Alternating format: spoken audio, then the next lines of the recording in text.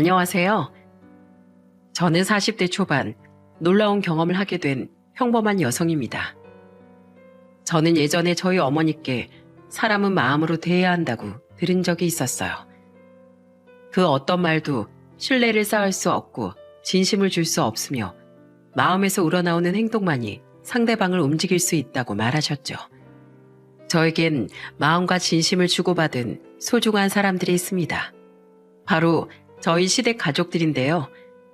오늘 드릴 사연도 그런 제 마음속 한켠을 지키고 계시는 한 사람에 대한 이야기입니다. 저는 젊을 적 생산직으로 일을 했어요. 힘든 일이었지만 돈은 차곡차곡 모을 수 있는 직업이었고 돈이 모이면 작은 가게라도 열려고 악착같이 일했습니다. 하루는 직장 동료 중에 홀어머니 밑에서 자란 남자 동기가 있었는데 생활이 참 공공했어요. 생산직에 들어온 지 얼마 되지도 않았는데 어머니를 잃게 된 거죠. 당시 장례 치를 돈도 없어 힘들어하던 그 동기를 도와준 것이 지금의 제 남편이었습니다. 그 사람은 자기 부서뿐만이 아니라 다른 부서까지 기웃거리며 동료들을 적극적으로 설득하기 시작했어요. 그리고 결국엔 십시일반 돈을 조금씩 걷어서 동기가 장례식을 치를 수 있도록 해주었어요. 형님 덕분에 제가 어머니 마지막 가는 길에 부끄럽지 않은 아들이 됐어요. 정말 너무 감사드립니다. 제가 이 빚을 언젠간 형님과 회사 사람들에게 꼭 갚을게요. 많은 사람들이 모인 곳에서 감사하다며 울며 말하는 동기를 보면서 참 대단한 사람이라고 그때 생각했습니다. 25세 그 사람과 만나기 시작했고 1년 만에 저희는 결혼을 할 수 있었어요. 결혼한 남편의 가족은 어마어마한 대가족이었습니다. 처음 시댁에 인사를 드리러 갔는데 시부모님은 물론 시조부모님까지 계셨고 거기에 신우까지 같이 살고 있더군요. 시할머니는 제가 남편과 결혼할 땐 70대 초반이셨어요. 그리고 저와 남편의 결혼을 그 누구보다 축복해 주신 좋은 분이기도 하셨습니다. 결혼식 날 시할머니는 저와 남편을 붙들고 덕담을 해주셨죠. 아이고, 우리 손주 며느리 너무 예쁘구나. 경사다, 경사야. 축하한다, 성구가. 내가 이렇게 너 장가가는 걸 보게 될 줄이야. 오래 살아서 좋은 일이란 이런 거겠지. 네, 저도 할머니께서 제 결혼식에 오실 수 있어서 너무 좋아요. 할머니 바쁜 엄마 대신 저를 키워준 어머니나 마찬가지니까요. 제가 이렇게 장성해서 아내를 맞이할 수 있던 것도 다 할머니 덕분이에요. 정말 고맙습니다, 할머니. 남편 말에 시할머니는 방긋 웃으시며 가방에서 주섬주섬 무언가를 꺼내 제 손에 얹어주셨어요. 이건 바로 봉투였습니다. 그리고 그 안에는 한눈에 봐도 축의금의 수준을 넘어서는 돈이 들어가 있었어요. 1,000만 원이다. 우리 장송 결혼한다고 해서 이 헬미가 곡간 좀 털었지. 할머니, 1,000만 원이나 되는 큰돈 저희 못 받아요. 이 귀한 돈을 왜 저희한테 주세요? 할머니 필요한 곳에 쓰시지. 저는 너무 놀라 들고 있던 봉투를 얼른 시할머니께 돌려드리려고 했어요. 그런데 시할머니께서 제 손을 탁 붙잡고 말씀하셨습니다. 귀한 돈? 원래 귀한 돈은 귀한 데 쓰는 거야. 받아라. 늙은 우리가 돈 쓸 데가 어딨겠니? 너희가 잘 써주면 그걸로 그 값을 하는 거야. 그러니까 부담 갖지 말고 어여 받아. 그렇게 말하며 제 손을 토닥여 주시는데 마음이 괜히 뭉클하더라고요. 이제 막 결혼하는 손주에게 이렇게 큰 돈이라니. 저희는 더 이상 거절할 수 없어서 받았습니다. 하지만 시할머니가 나가신 후에 남편과 이야기를 했죠. 이 돈을 쓰지 말고 뒀다가 할머니 급히 필요할 때마다 쓰자고 말이에요. 이처럼 시할머니도 참 다정하고 좋은 분이셨지만 시할아버지도 장손인 저희 남편을 살뜰히 챙겨주시는 다정다감한 분이셨어요. 제가 남편과 결혼하고 나선 생일 때마다 용돈도 10만 원씩 다른 가족들 몰래 챙겨주시고 먹을 것도 잘 챙겨주시는 분이었습니다. 시부모님도 어려운 아기 같은 며느리가 시조부모님과 함께하면 얼마나 긴장을 하겠어요. 그렇지만 그런 긴장도 항상 농담으로 풀어주시는 마음씨 넉넉한 분이셨습니다. 결혼을 하고 첫 명절에 모두가 모인 자리에서 신우가 긴장한 저에게 장난스럽게 말하더군요. 올케 언니, 우리 오빠가 얼마나 귀하게 컸는지 알아요? 무려 할아버지가 보디가드였다니까요. 오빠 어릴 때 키도 작고 엄청 왜소했거든요. 그래서 다른 애들이 오빠를 많이 괴롭혔어요. 근데 그럴 때마다 할아버지가 학교 담벼락에서 기다렸다가 못된 친구들을 엄청 혼내주고 그랬어요. 어머, 진짜요? 든든한 보호자가 있어서 좋았겠네요. 든든했겠죠. 그 뒤에 할아버지가 열받아서 오빠한테 튼튼해진 한약 엄청 먹였거든요. 나한테도 좀 나눠줬으면 나도 지금보단 더 컸을 텐데. 안 그래요, 할아버지? 야, 그땐 오빠보다 네가 컸잖아. 그러니 할아버지가 걱정돼서 한약 사주신 거고. 남편이 시할아버지를 변호하듯 황급히 말을 꺼내자 신우가 남편을 흘겨보더군요. 그뿐만이 아니라고. 올케 언니, 잘 들어봐요. 할아버지는 우리 집 대빵이시잖아요. 그래서 귀한 음식이 들어오면 먼저 드실 수가 있었죠. 그런데 할아버지가 매번 오빠한테만 그 귀한 걸 주는 거예요. 이 앙증맞은 손녀딸은 놔두고 시커먼 손주에게 귀한 인삼, 더덕, 조기 다 입에 넣어주니까 차별을 안 느끼는 게 이상하잖아요. 물론 그 귀한 인삼, 더덕, 조기 다 제 입맛엔 맛없는 것들이라 그렇게 삐뚤어지진 않았지만요. 우스갯소리로 능청스럽게 말하는 신우를 보며 저는 참 쾌활하고 밝은 사람이라는 걸 느꼈습니다. 자기가 서운했던 걸 이렇게 다른 사람 듣기 좋게 말하는 사람도 없을 거예요. 신우가 그렇게 말하니 시할아버지가 웃으시며 신우에게 그러더군요. 많이 섭섭했겠네. 미안했다. 어디 보자. 여기 있네. 자, 우리 앙증맞은 손녀딸이 좋아하는 막걸리 많이 먹거라. 시할아버지의 말에 가족 모두 한바탕 웃으며 넘어갔습니다. 시할아버지가 그리 말하니 신우가 깔깔깔 웃으며 할아버지가 이제야 자기 취향을 아신다며 넙죽 막걸리를 받아 먹더라고요. 신우는 차별을 당했다며 이야기를 했지만 그런 것 치고는 밝게 자란 걸 보니 다른 가족들이 잘 챙겨준 모양이었습니다. 그리고 그 이야기를 듣던 남편은 여태껏 신우가 그런 식으로 생각하고 있다는 걸 몰랐나 보더라고요. 1년 뒤에 신우가 결혼할 때 TV와 냉장고를 선물로 해주더군요. 우와, 이걸 이렇게 선물로 준다고? 오빠, 너무 고마워. 그럼 여태껏 혼자서 할아버지 할머니 관심 다 받은 건 이걸로 퉁칠게. 오빠가 더 이득인 거 알지? 신우가 웃으며 말하자 남편도 웃으며 받아주더군요. 알지. 고맙다 내 동생. 네가 이렇게 적당히 담담하고 적당히 가벼워져서 내가 너한테 정말 고마울 때가 있어. 우리 집 분위기도 네가 다 풀어주잖아. 당연하지. 내가 누구 동생이야? 오빠 동생이잖아. 그 정도는 쉬워. 투닥대는 것 같으면서도 서로를 위하는 우애가 좋은 남매였죠. 이렇듯 시댁 식구들은 모두 따뜻하고 부드러운 성품의 사람들이었습니다. 그렇지만 단 한 사람, 그렇지 않은 분도 계셨죠. 바로 저희 시모 되는 분이었어요. 시모는 아주 날카로운 사람이었습니다. 첫눈에도 그걸 느낄 수 있을 만큼 서늘한 눈빛으로 저를 보셨어요. 결혼 후 제가 시댁에서 설거지를 하다가 긴장 때문에 그릇을 깬 적이 있었어요. 그런데 공교롭게도 그 그릇은 딱 시모와 신우 그릇이었습니다. 저는 죄송하다고 말하고 같은 것을 찾아서 사드리겠다고 말했는데 시모가 엄청나게 화를 내며 제게 소리치시더군요. 너 도대체 친정에서 뭘 배웠어? 설거지하는 것도 안 배우고 왔어? 게다가 나한테 시위라도 하는 거야? 시어머니 그릇만 딱 깨먹었네. 너 정신 안 차릴 거야? 다들 너한테 잘해주니까 네가 뭐라도 된 것 같아? 눈물이 핑 돌 만큼 힘들었을 때 시할머니와 시아버지가 부엌으로 들어오셨습니다. 당신 왜 이렇게 소리를 질러? 얘가 설거지하다 미끄러워서 그릇 좀 깬 거 가지고. 그래 애미야. 시집 온 지 얼마 안 되면 실수도 할 수 있는 법이야. 그걸 가지고 이렇게 화를 내면 어떡하니?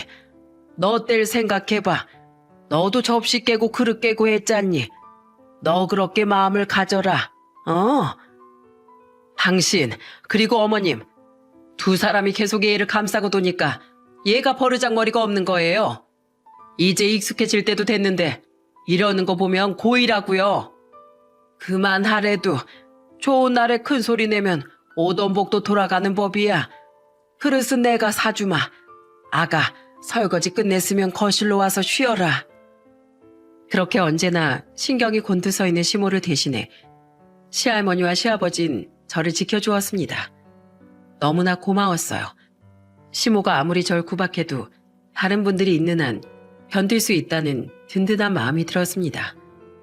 그런데 갑작스럽게 그 화목한 분위기가 와장창 깨져버린 일이 생겼습니다. 바로 시할아버지가 폐암으로 진단을 받고 병원에 입원하시게 된 거였어요. 숨이 안 쉬어질 정도로 기침을 하는 모습에 비암한 시할머니께서 할아버님을 모시고 병원으로 가셨습니다. 의사는 연세가 너무 많으셔서 수술을 기대할 수도 없다고 했습니다. 그 말을 들은 시할머니께선 그래도 희망을 버리지 않으셨어요. 치료받으면 괜찮을 거예요. 그러니까 절대로 포기하지 마요. 우리 증손주 볼 때까진 살아있기로 했잖아요. 그러니까 꼭 약속 지켜요. 하지만 시할머니의 당부에도 시할아버지의 용태는 좋아지지 않았습니다. 저는 제게 많은 애정과 사랑을 주신 시할아버지를 위해 일을 하는 도중에 시간 날 때마다 병문안을 다녔습니다. 할아버님, 저 왔어요. 오늘은 상태가 좀 어떠세요? 우리 손주 며느리 보니 기분이 좋구나. 바쁜데 왜 매일 와? 일하면서 다니느라 힘들 텐데 오늘은 가서 좀 쉬어. 좀 이따 할머니도 오기로 했다. 그러니 넌 어여 가서 쉬거라. 그럼 할머님 오실 때까지만 제가 곁에 있을게요. 그렇게 입원 초기에만 해도 정정하시던 시할아버진 갈수록 점점 야위어져 갔고 말수가 줄어들어 갔습니다. 그런 시할아버지의 모습을 보실 때마다 시할머니는 필사적으로 시할아버지를 이곳에 붙들어 메어 놓으려는 듯 혼신의 힘을 다해 말하곤 했습니다. 여보, 왜 그렇게 먼저 가려고 해요?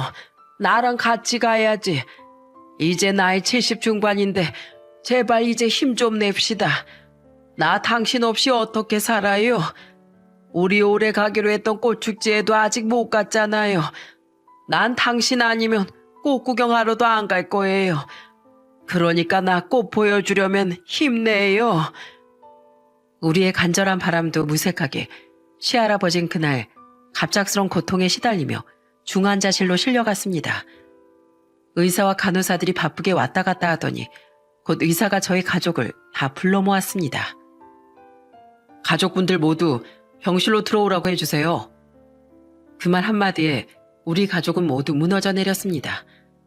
그것이 무엇을 뜻하는지 모르는 사람이 없었습니다. 들어갔더니 겨우 숨만 붙어있는 시할아버님이 보였어요. 이내 병실 안은 눈물바다가 되었습니다. 시할머니는 휘적휘적 걸어 시할아버지 곁으로 가셨어요. 그리고는 손을 꼭 잡고는 눈을 보며 말씀하셨습니다. 영감, 고생 많았어요. 나하고 결혼해서 이날 이때껏 자식 키우면서 살면서 하고 싶은 것도 많았을 텐데 못한 게 많았잖아요. 하늘에 가면 누가 뭐라 할 사람 없으니 당신 좋아하는 거 하면서 쉬고 있어요. 여기선 일 많이 하셨으니 거기선 아무것도 하지 말고 그저 나 기다리면서 놀기만 해요. 난 당신 대신 애들 크는 거 좀 더 보다 갈게요. 내가 가면 다 얘기해 주리다. 담담하게 그러나 눈물을 삼키며 시할아버지와 대화를 하는 시할머니의 그 절절한 말 한마디 한마디가 가슴을 울렸습니다. 그렇게 시할아버진 시할머니의 마지막 말을 들으시며 영면에 드셨습니다. 삐하는 소리와 실려나가는 시할아버지의 모습에 저희 가족은 모두 눈물과 소리를 지르며 시할아버지를 불렀습니다. 할아버지, 할아버지, 제 아들 보고 가시겠다고 그러셨잖아요. 아버지, 여태 효도 한번 못 해드렸는데 이리 가시면 어떡합니까? 제발 다시 돌아오세요. 아무리 불러도 대답은 없고 저희는 그렇게 슬픔에 잠겨들고 있었습니다. 장례식을 치르는 동안에도 저희는 울고 또 울고 울어서 나중엔 너나 할 것 없이 모두 목이 쉬어버렸어요. 시할아버지 임종을 차분하게 지키셨던 시할머니는 상태가 더 좋지 않았습니다. 멍하니 생각에 잠기는 일이 많았고 말수도 급격히 줄어들었어요. 장례식이 끝나고 나니 이제는 시할머니가 더 걱정되는 지경에 이르렀죠. 시간이 약이라고 하지만 이때만큼은 시간이 너무도 더디게 흘러갔습니다. 그래도 차츰차츰 슬픔은 가라앉고 있었어요. 가끔 불쑥 튀어나와 사람을 힘들게 할 때도 있었지만 점점 진정되고 있었어요. 우리 모두에게 든 생각은 하나였습니다. 시할머니를 지켜야 한다는 거. 고령이시기도 하고 워낙 마음이 약한 분이셔서 저희는 시할머니의 기분을 환기시키기 위해 갖은 노력을 다했습니다. 할머님, 저희 이번에 여름 휴가를 받았는데요. 할머님이랑 같이 강릉으로 여행 가려고요. 같이 가주실 거죠? 안 간다. 너희들끼리 다녀와라. 요새 몸이 안 좋은지 많이 못 움직이겠어. 걱정 마세요. 제가 휠체어도 사놨거든요. 다니시다가 아프면 휠체어 타고 다니시면 돼요. 제발요. 할머님 고향에도 가보고 싶고 할머님 옛날에 어떻게 사셨는지도 궁금해서 그래요. 같이 가주시면 안 될까요? 결국 저와 남편의 작전에 넘어오신 시할머니를 모시고 저희는 강릉으로 향했습니다. 가는 길에 맛집에 들러 맛있는 것도 먹고 할머님이 좋아하시는 식물원도 갔습니다. 그리고 강릉 바닷가에 도착해선 할머님이 사시던 곳에도 갔었습니다. 시할머니는 점점 많은 이야기를 해주셨어요. 특히 강릉에 도착하시자마자 저긴 어디고 여긴 어디고 다 말씀해 주시느라 바쁘셨죠. 아이고, 너희랑 같이 오니 너무 좋구나. 여기 오니 우리 영감 생각이 나네. 너희 할아버지가 어떤 사람인지 아니? 살면서 주위 사람에게 한 번도 싫은 소리 들은 적이 없는 사람이야. 사람이 참 좋고 정도 많았지. 그러니 너희도 그런 사람이 되려무나. 시할아버지 이야기라며 우린 강릉의 바닷가에 도착했습니다. 시할머니 멍하니 푸른 바다를 보며 중얼거리셨어요. 영감, 잠시만 혼자 있으시오. 나도 당신 따라가고 싶지만 아이들이 나까지 불시에 떠나면 얼마나 힘들어하겠어요. 그러니 내가 갈 때까지 조금만 기다려요. 그때 만나면 우리 또 손잡고 저기 꽃구경이나 하러 갑시다. 여름, 그렇게 시할머니와 휴가를 다녀오고 나서부터 가족들은 점점 기운을 찾기 시작했습니다. 강릉에 있는 동안 시할머니는 밥도 많이 드셨고 좋은 곳 구경도 많이 했습니다. 그렇게 육지로 돌아오고 나서 우린 부랴부랴 가족 사진도 찍었어요. 시할아버지가 돌아가시고 나서야 저희가 단체 가족 사진 하나 찍지 못했다는 걸 깨달았습니다. 좋은 스튜디오를 예약해서 시할머니, 시부모님, 저희들과 신우까지 단체로 사진을 찍기로 했어요. 시할머니 곱게 단장시켜드리니 쑥스러워하시며 어린아이처럼 좋아하셨어요. 할머님, 너무 고우세요. 한복도 너무 잘 어울리시고 웃으시니까 더 화사하세요. 아이고, 얘 그만해라. 다 늙은 늙은이가 뭐가 그리 화사할꼬. 너야말로 제일 예쁘구나.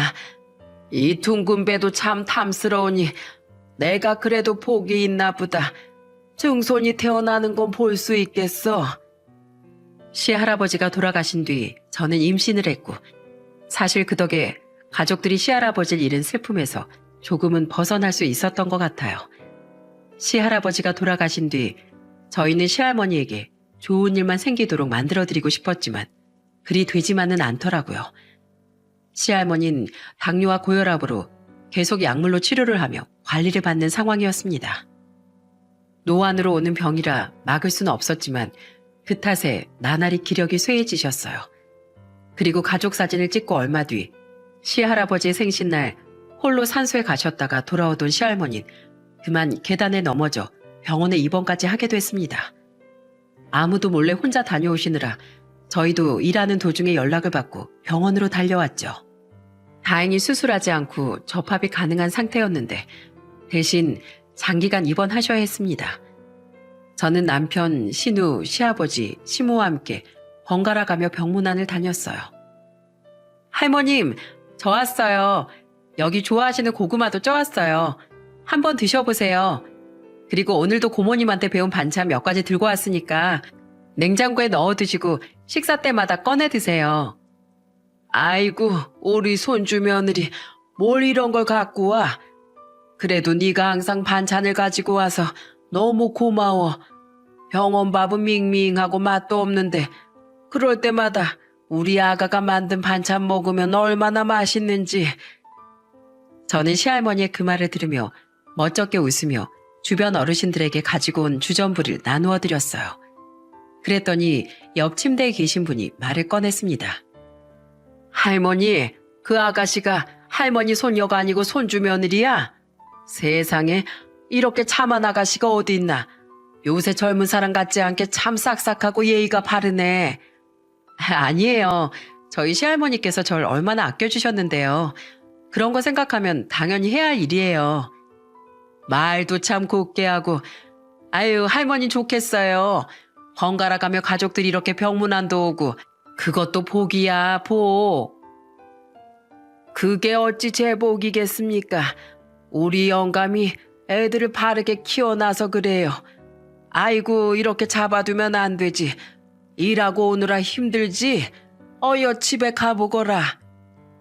저를 대견스럽게 여기고 항상 걱정해주는 시할머니를 볼 때마다 저는 더 잘해드리고 싶었습니다. 제게 기대하시는 만큼 되돌려드리고 싶은 마음이었죠. 시할아버지를 잃은 마음의 상처가 이제 겨우 아물고 딱지가 않고 있었습니다. 시할머니는 1년 가까이 입원하셨고 퇴원하셨습니다. 나오셔서 이제 또 즐겁게 보내나 했는데 또 다른 시련이 저희를 찾아왔어요. 그 누구도 원치 않았던 형태로 말입니다. 당시에 전 회사 후 김밥집을 운영하던 중이었는데 김밥집으로 전화가 왔어요. 혼자서 운영하는 작은 점포였지만 그래도 점심시간이라 포장 손님이 많았습니다. 저는 당연히 포장 주문이라고 생각하고 전화를 받았죠. 얘야, 너희 빨리 오거라. 네 시아버지가 아이고 이를 어쩌면 좋니.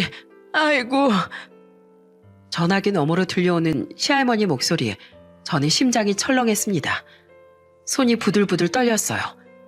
저는 주소를 받아들고 부랴부랴 가게 문부터 닫았습니다. 집에 큰일이 있어서 그렇다고 양해를 구하고 앞치마도 벗지 못한 채 서둘러 주소를 받은 곳으로 달려갔어요. 그곳은 병원이 아닌 장례식장이었습니다. 아범아, 아직 나보다 어린 네가 이렇게 허망하게 세상을 뜬단 말이냐. 어서 눈을 떠봐, 어서. 절규하는 시할머니와 여기저기 들리는 곡소리. 저는 울고 있는 남편을 붙들고 물었습니다.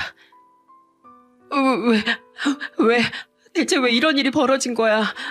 아침에도 나한테 전화 주셔서 오늘도 수고하라고 인사해 주셨던 아버님이 왜 저기 누워 계신 거냐고. 시할아버지의 죽음이 예상 가능한 것이었다면 시아버지의 죽음은 예상치도 못한 너무도 갑작스러운 사고였습니다. 60세 정년을 채워 은퇴하셨으니 쉬어도 되건만 손주들 용돈이나 벌어보려고 신옷으로 일을 하셨는데 1년 8개월 만에 이런 사고를 당하시게 됐으니 청천벽력도 따로 없었죠. 남편이 제게 말해주었습니다. 신호를 주던 시아버지를 덤프트럭이 발견하지 못하고 그대로 치워버린 무척이나 무서운 사고였습니다. 거대한 트럭에 깔려버린 시아버진 그 자리에서 의식을 잃으셨고 결국은 병원으로 오는 동안 사망하신 거였어요. 아버지, 이렇게 말도 없이 가시면 어떡해요. 아직 효도도 제대로 못했는데. 아버지, 아버님, 이렇게 가시면 어떡해요. 아직 아버님과 함께하지 못한 것도 많은데, 저희가 아직 해드리지 못한 것도 많은데 뭐가 그렇게 급하셨어요. 모두가 시아버지를 외치며 슬픔에 빠져 있는데 시할머니는 아들을 잃은 충격이 너무 크셨던 것 같았어요. 울며 아버님 이름을 외치던 시할머니께서 돌연 풀썩 쓰러지셨습니다. 장례식장은 더 난리가 나버렸어요. 남편이 시할머니를 얻고 근처 병원으로 달려갔고 진정제를 맞으며 의식이 회복되기를 기다리고 있었습니다. 아들을 먼저 보낸 아픔을 그 누가 이해할 수 있을까요? 상상조차 되지 않는 아픔을 겪은 시할머니는 눈을 뜨자마자 오열하며 울부짖었습니다.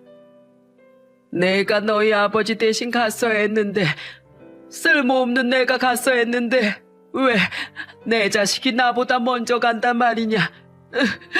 하늘도 무심하시지. 이 늙은이라 안 데려가고 왜 내 자식을 먼저 데려가. 내 자식 내놔. 내 아들 내놓으라고. 할머님, 진정하세요. 그러다 또 쓰러지실까봐 걱정이에요. 제발 저희 봐서라도 제발. 저희는 시할머니를 안정시키려고 노력했습니다. 이미 돌아가신 시아버지를 잃은 슬픔에 시할머니까지 잃을 수는 없었거든요. 그만큼 시할머니는 정신적으로 한계 끝까지 몰려 있으셨어요. 그런데 문제는 여기서 끝나지 않았습니다. 시아버지의 장례가 끝나고 며칠 뒤 시어머니에게서 급하게 연락이 왔더라고요. 예, 너희 할머니가 요새 이상해. 너희가 좀 와봐야겠다. 무슨 일인가 싶어 시댁을 찾았습니다. 아이고, 너희 왔니? 애미야, 아범한테 오늘 고기 좀 사오라고 하거라.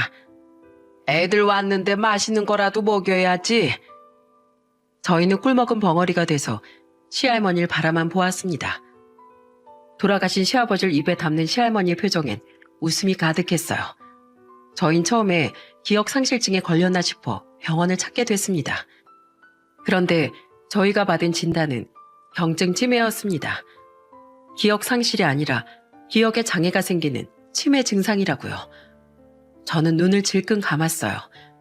어째서 이 착하고 선량하신 분에게 이런 일들만 벌어지는 건지 도무지 이해 못할 일이었습니다. 시아버지가 돌아가시고 충격이 크신 탓도 있겠지만 저희 사정 때문에 자주 못 찾은 것도 문제라는 생각이 들었습니다.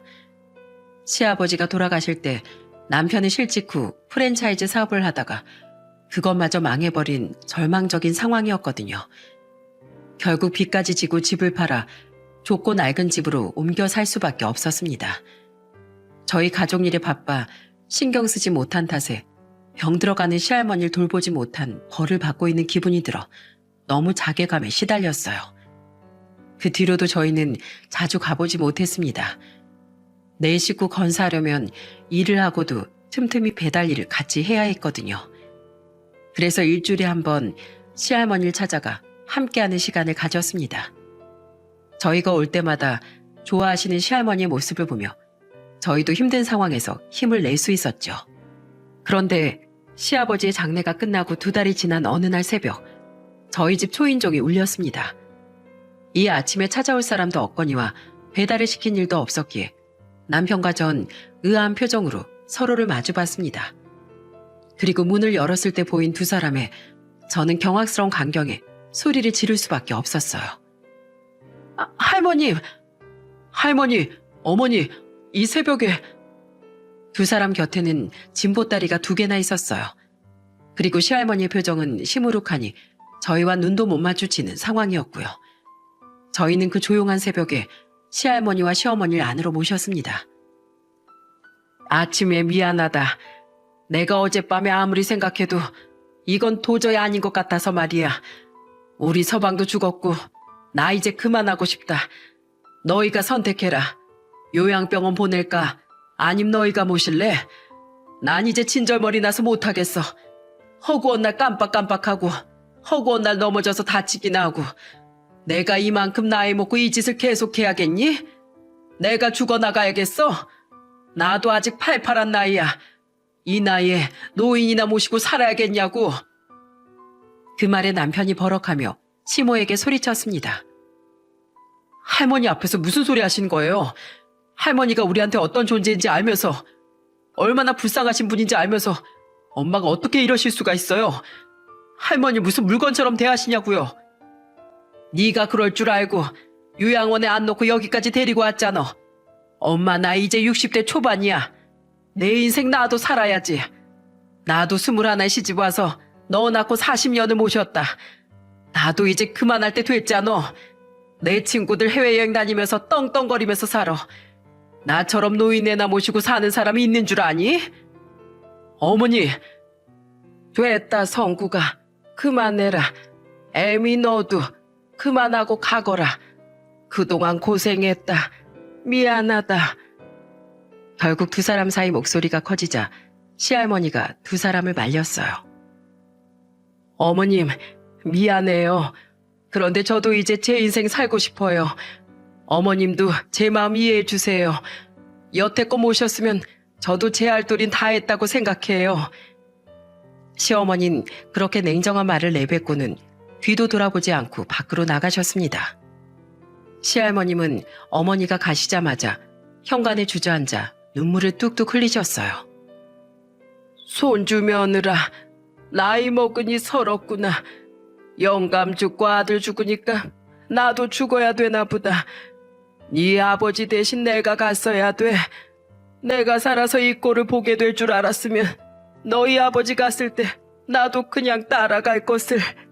할머니, 울지 마세요. 제가 있잖아요. 이 손주가 있잖아요. 저희가 모실 테니까 걱정하지 마세요. 네, 맞아요, 할머님. 저희가 있잖아요. 저희가 할머님을 얼마나 사랑하는데요. 저희 아이들도 할머니 엄청 좋아하잖아요. 저희하고 함께 있어요. 아니다. 너희까지 고생시킬 수는 없어. 이 할미 하루만 재워줘라. 내일 내 발로 요양원에 가마. 그리고 죽을 때까지 거기에 있으마. 그런 말씀 마세요. 할머님 가족이 여기 있는데 왜 거길 가세요? 저희랑 있어요.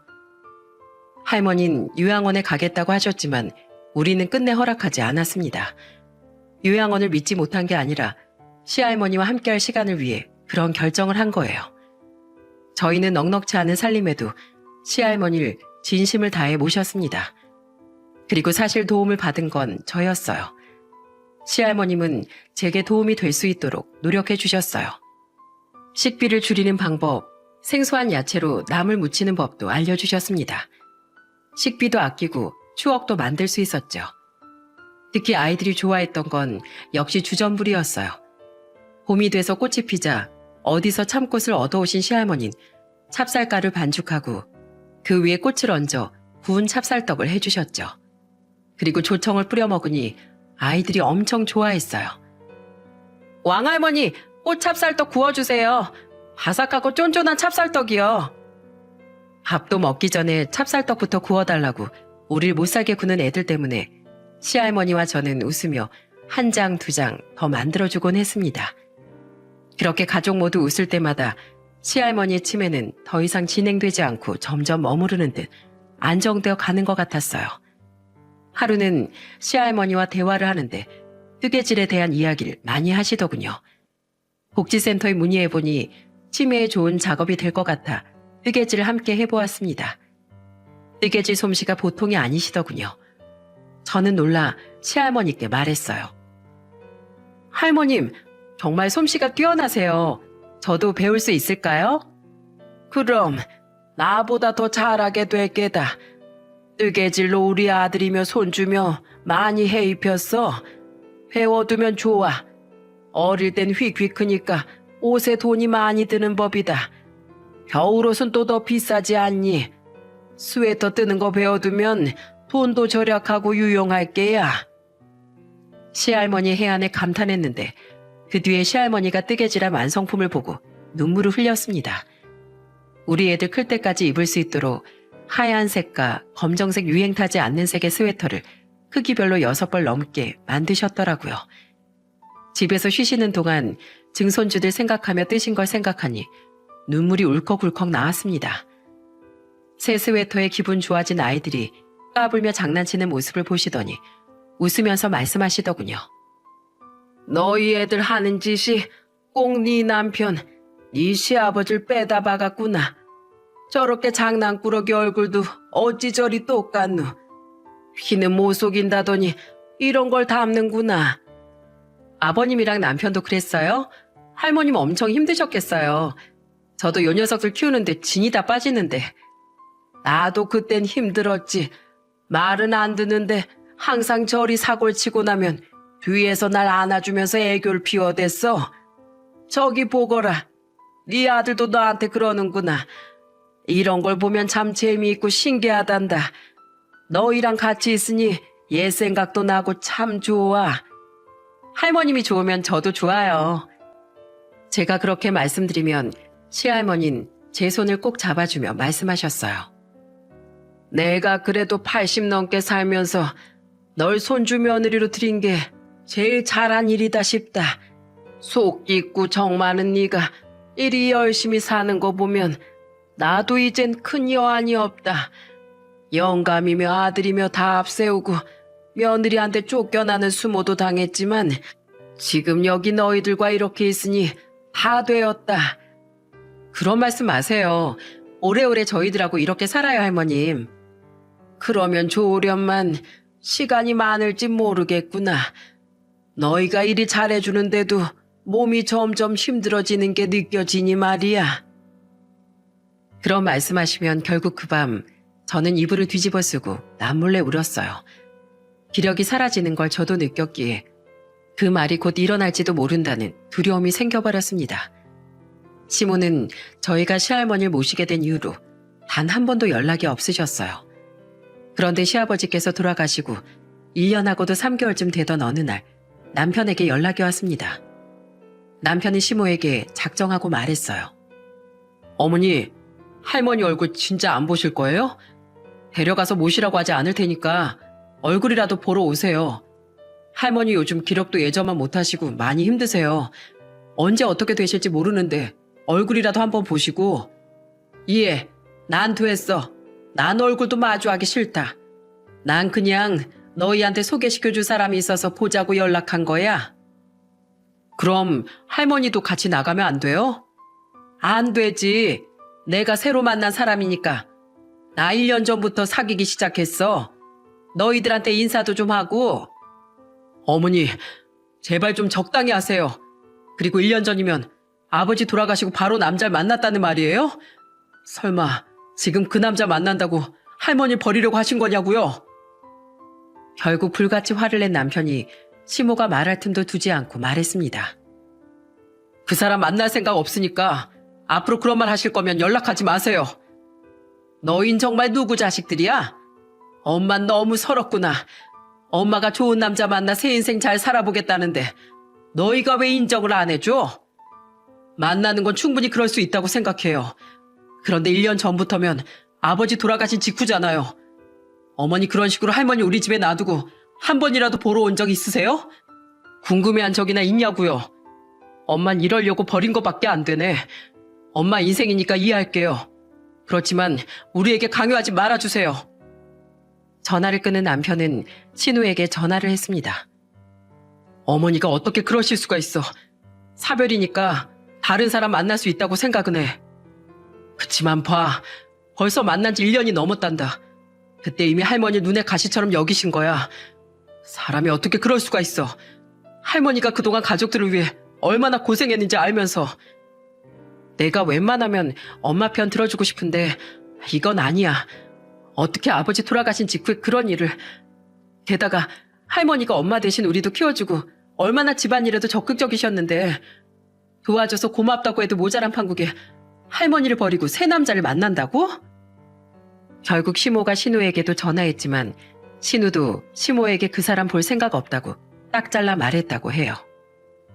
그렇게 시모는 더 이상 자식들에게 연락을 하지 않았습니다. 새 남자 이야기가 아니면 자식들 안부조차 묻지 않는 걸 보며 시모의 마음이 결국은 가족에게서 멀어졌다는 걸 느끼게 됐습니다. 그렇지만 저희는 더 이상 시모에게 신경을 쓸 수 없게 됐어요.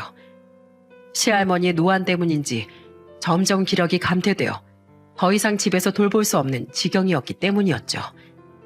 저흰 조금이라도 더 생을 이어보고자 병원에 입원을 시켰지만 의사로부터 좋은 말은 들을 수 없었어요. 어르신 연세도 많으시고 기력도 많이 떨어져 계세요. 저희가 최대한 노력하겠지만 급사하실 가능성도 있으십니다. 사실은 지금 당장이라도 문제가 생길 가능성도 높습니다. 의사의 그 이야기가 얼마나 절망적인지 우리는 진료실에서 나와 서로 부둥켜 안고 눈물만 흘렸습니다. 사랑하는 사람을 곧 보내야 한다는 것이 믿기지 않을 만큼 두렵고 슬펐어요. 84세 시할머님은 저희 집에 온 지 2년 만에 임종을 앞두고 계셨습니다. 저희는 시할머니께 가기 전에 눈물 자국도 없애고 최대한 밝은 얼굴을 만들었어요. 걱정을 드리고 싶지 않았지만 그 다짐은 결국 시할머니를 보는 순간 와르르 무너져 버렸습니다. 손주 며느리야, 너무 고맙구나. 난 네가 있어서 버틸 수 있었단다. 네 시모 손에 끌려 너희 집에 온 순간 죽고 싶었지만 너로 인해 처음으로 더 살고 싶다는 생각이 들었어. 할머니, 더 살 수 있어요. 왜 그런 말씀을 하세요? 앞으로도 저희랑 즐겁게 살아요. 저 아직 못 배운 것도 많은데. 괜찮어. 내가 그간 함께하며 네가 얻어간 것이 있다면 그것만으로도 넌 어떤 일이 닥쳐도 잘 이겨낼 거야. 그러니 걱정 말거라. 그리고 내 몸은 내가 잘 알아. 오래 버티기 힘들겠지. 다 말라버린 나무에 제 아무리 물을 퍼부어봤자 썩어갈 뿐이야. 그래도 갑자기 가지 않아 천만다행이라고 생각한다. 내가 이걸 너희에게 줄 수 있어서. 이건 시할머니가 건넨 건 통장이었습니다. 그리고 도장과 비밀번호도 안쪽 구석에 적혀 있었어요.